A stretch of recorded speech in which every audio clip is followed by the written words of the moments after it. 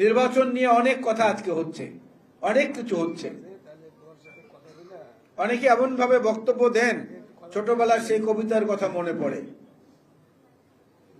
কবির নাম তো মনে নেই, তবে কবিতার একটি লাইন মনে আছে, ইফ যদি ইজ হয় বাট কিন্তু হোয়াট কি। এ হলো কবিতার প্রথম লাইন, ইফ যদি ইজ হয় বাট কিন্তু হোয়াট কি। আর একটা জিনিস মাঝে মাঝে খুব অস্থিরতায় ভোগে, আমরা অনেকেই ভুগি, সেটাও একটা কবিতা ছোটবেলার কথা মনে পড়ে। মাথায় কত প্রশ্ন আসে, দিচ্ছে না কেউ জবাব তার, সবাই বলে মিথ্যে বাজে বকিস নে আর খবরদার। অথচ এই প্রশ্নগুলো কিন্তু যৌক্তিক, অত্যন্ত যৌক্তিক। আজকে যারা ক্ষমা চাচ্ছেন, আপনারা 1991 সনের নির্বাচনে পরাজিত হয়ে শেখ হাসিনা বলেছিল একদিনের জন্য শান্তিতে থাকতে দিবেন না, দেন নাই। বেগম খালেদা জিয়ার জীবনটাকে দুর্বিষহ করে ফেলেছিলেন। এবং সেই সময় আওয়ামী লীগের সঙ্গে আপনাদের বন্ধুত্ব ছিল, জাতীয় পার্টির সঙ্গে আপনাদের বন্ধুত্ব ছিল। অথচ আপনাদেরকে এই দেশে পুনরুজ্জীবিত করেছে শহীদ রাষ্ট্রপতি জিয়াউর রহমান বীরুত্তম। আওয়ামী লীগের তো পরম সম্মানের সাথে, পরম ইজ্জতের সাথে জিয়াউর রহমানকে বলা উচিত যে বর্তমান আওয়ামী লীগ যে বিনষ্ট হয়েছে, তার আগে পর্যন্ত যে আওয়ামী লীগের বহমান ধারা ছিল, সেই ধারা সৃষ্টি করেছিলেন জিয়াউর রহমান। সেই আওয়ামী লীগের প্রতিষ্ঠাতা হচ্ছেন জিয়াউর রহমান, শেখ হাসিনার আওয়ামী লীগের না। শেখ মুজিব নিজে আওয়ামী লীগকে কবরে ঢুকিয়ে দিয়ে গিয়েছিলেন বাকশাল তৈরি করে। সেখান থেকে শহীদ রাষ্ট্রপতি জিয়াউর রহমান এইটাকে পুনরুজ্জীবিত করেছেন, জামাত ইসলামকেও একই সঙ্গে পুনরুজ্জীবিত করেছেন। আজকে তারা সেই প্রতিদান আমাদেরকে দিচ্ছেন। যা মন চায় বলছেন, ক্ষমা চাচ্ছেন। আমাদের কাছে ক্ষমা চেয়ে তো কোনো প্রয়োজন নেই। আপনাদের ক্ষমা এবং আপনাদের ঔদ্ধত্য কখন যে কোনটা প্রকাশ পায়, এটা বলা খুব একটা মুশকিল, বোঝা খুবই মুশকিল, কখন আপনারা কি করবেন।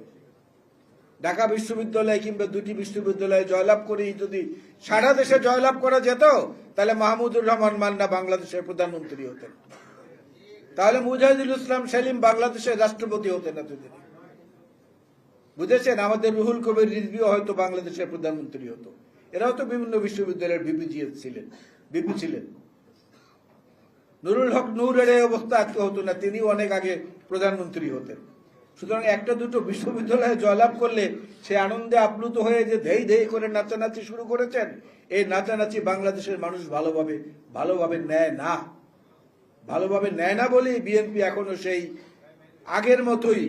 আগের মতোই মার্জিত, রুচিসম্পন্ন, শান্তিপ্রিয়, গণতান্ত্রিক ধারাবাহিকতায় বিশ্বাসী মানুষদের রাজনৈতিক সংগঠন। এটা স্বীকার করতেই হবে, যারা যেভাবেই বলেন না কেন, এটা স্বীকার করতে হবে। এবং এইটা বাংলাদেশে আর কোনো রাজনৈতিক দলের মধ্যে এই বৈশিষ্ট্য নেই। সংস্কার করে চিৎকার করে আজকে সবাই কথা বলছেন। এই সংস্কারের জন্মদাতা হচ্ছে বিএনপি। শহীদ জিয়াউর রহমান বীরুত্তম যে খাল কাটা শুরু করেছিলেন, সেইটাই ছিল সংস্কার। শহীদ জিয়াউর রহমান সাহেব বাংলাদেশ থেকে প্রথম শ্রমশক্তি রপ্তানি করেছিলেন বিদেশে, ওইটাই ছিল সংস্কার। দুর্ভিক্ষের তলাবিহীন ঝুড়ি থেকে দেশকে খাদ্যে একটা সম্মানজনক অবস্থানে নিয়ে এসেছিলেন, ওইটাই ছিল সংস্কার। এরপর থেকে বিএনপির হাতেই বাংলাদেশের সংস্কার সব সাধিত হয়েছে।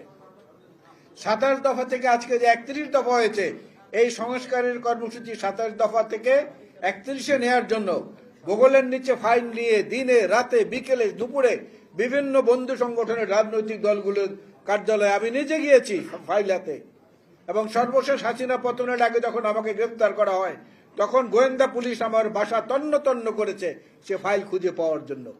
আজকে সেই 31 দফা, এই 31 দফা হচ্ছে বাংলাদেশের মানুষের জাতীয় মুক্তির সনদ।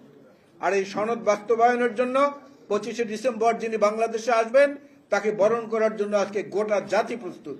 শুধু বাংলাদেশ নয়, বাংলাদেশের বিএনপি নয়, গোটা জাতি আজকে প্রস্তুত তাকে বরণ করার জন্য।